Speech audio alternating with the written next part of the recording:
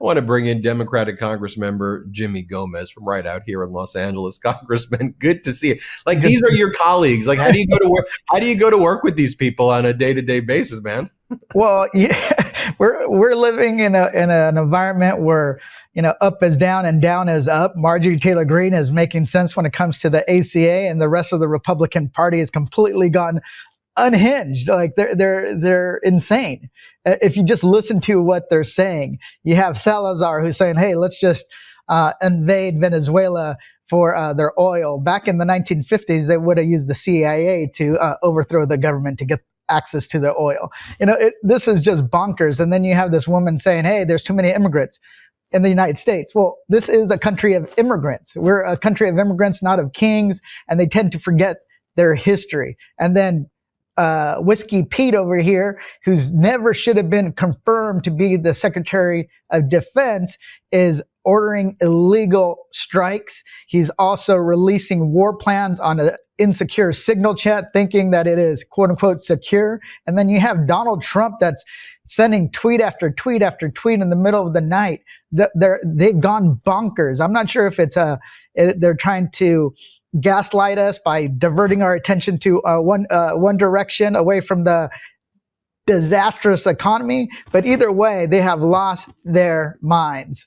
Right. Start with Salazar, right? Because Salazar was out there making the promise. She's got the Liberty Act or whatever she calls it. And she's like, Donald Trump has read it. He will never be going after anybody other than the criminals, and everybody else is fine. He's given me his word. I mean, that's what she said, to her community in South Florida, immigrants. I mean, she's Cuban, but she's got a lot of Venezuelans and Haitians and other people in her congressional district. She just threw them under the bus. And now she's out there, it seems, because she's betrayed the Venezuelans and the Cubans and other Latinos in her district and across the country, saying, all right, war.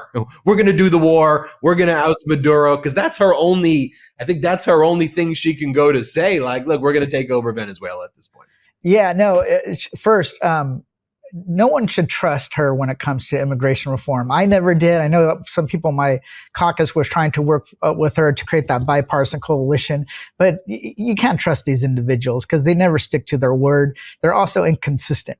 And then here's the thing. Invading Venezuela, I understand people want to take out Maduro, but if you invade Venezuela, you don't know where it's going to go. You don't know if the hardliners are going to get in control, if there's going to be a peaceful or a stable transition, or you're going to create so much chaos that you're going to have a flood of immigrants people leaving more than they have. So they're creating the environment that's most likely to create a situation that people don't know where it ends up. So they think it's we're going to go in there, they're going to treat us as liberators, it's going to be a great day. You have no idea what's going to happen. And she can't be trusted, because one of the things is she's just doing whatever she thinks she can in order to win re-election. Tell me about the bill that you're introducing, though, as it relates to immigration. And I know it's a big priority of yours.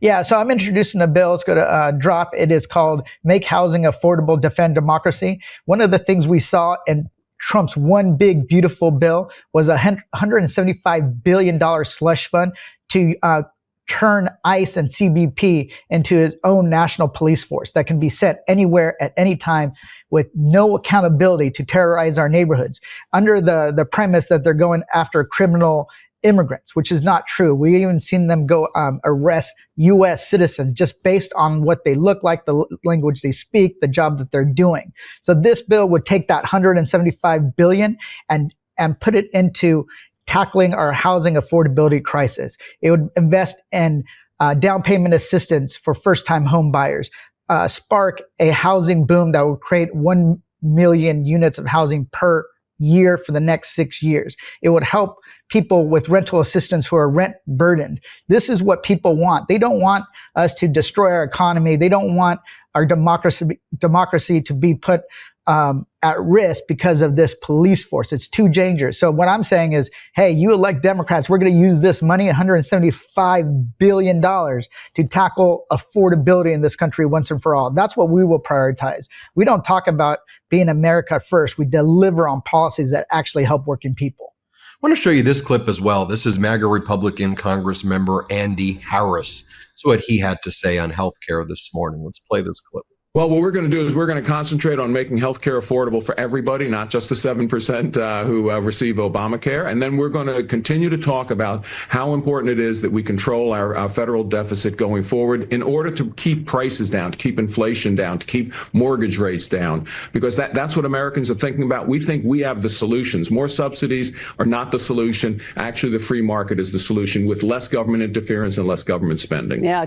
Oh yeah, all great points. Great points there you make. I mean, look, the bottom line, this is the stupidest network in the freaking world. Like, okay, well then where's your plan? I mean, look, the bottom line is we know they're full of crap, but they said as soon as the shutdown ends, they would put their own plan on the floor. They don't have one, and yet they want to take away these Affordable Care Act subsidies from people where there is a plan that people rely on, that can be fixed, but that generally is popular and that people like. And without these subsidies, when December 31st comes around, it's done. It's game, set, match. I mean, tens of millions of people lose health care, and they keep on saying this. It's just cruel and unusual, Congressman.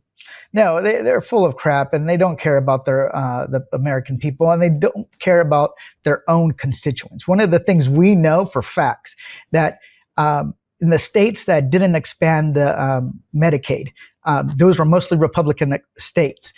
They saw the highest maternal mortality rates. They have the worst health outcomes. It is the worst area. So at the same time, those are the same states where you had a higher percentage of the population on ACA exchanges, on the plans. So then they refused to extend the ACA subsidies that made those plans affordable, so that people that they couldn't get Medicaid could end up getting some health insurance through the exchanges. So they screwed them over on Medicaid when they cut almost $1 trillion out of Medicaid in their one big beautiful bill. And then they screwed them over when it comes to not extending the ACA subsidies. So they don't have a plan. They don't give a shit. And their people are going to be worse off. At least Democrats are saying, you know what? We care about everybody in this country, not just the people in blue cities and blue districts and blue states. We're going to make sure that we tackle this problem. So they're full of shit. They don't have a plan. And trust me, they're not going to do anything about it. So today, both the Pope and Sabrina Carpenter came out with statements against Donald Trump. Sabrina Carpenter for Donald Trump using her music in one of his fascist, anti-immigrant videos, those horrific videos. And then the Pope said, what are you doing with these invasions? So on one day, both the Pope and Sabrina Carpenter saying, this guy's out of his mind. I'll let you react to that before we go.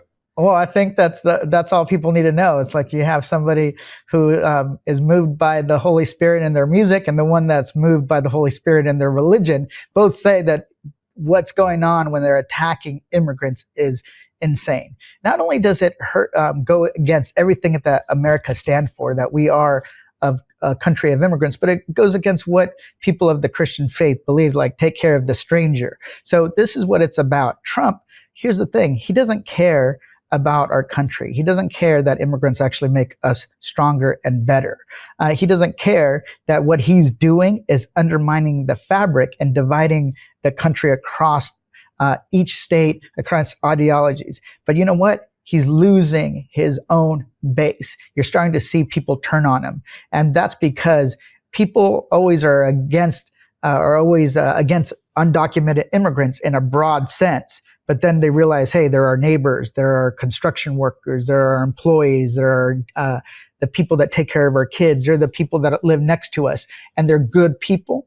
Well, that's when they start losing them. So we know that when Sabrina Carpenter and the Pope team up, there's nothing that's going to stop them. Congressman Jimmy Gomez, thank you so much for joining us. Thank you.